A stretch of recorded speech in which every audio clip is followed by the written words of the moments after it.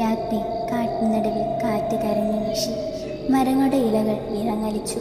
മഞ്ഞു ചുറ്റും മൂടിക്കെട്ടി. ആ മനുഷ്യൻ ഭയന്നും ആശങ്കയോടും നടന്നു. പിന്നിൽ നിന്ന് വീണ്ടും ചിലങ്കയുടെ മൃദുവായ ശബ്ദം കേട്ടു.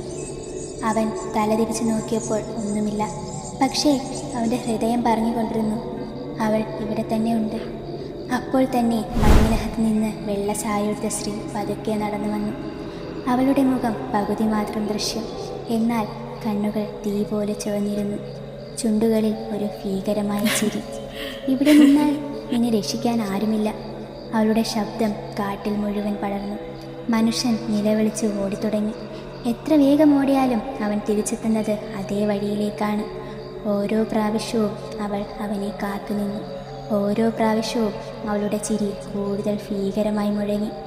അവൻ്റെ കാലുകൾ ശക്തി നഷ്ടപ്പെട്ടു. അവൻ നിലത്ത് വീണു. ശ്വാസം പിടഞ്ഞു.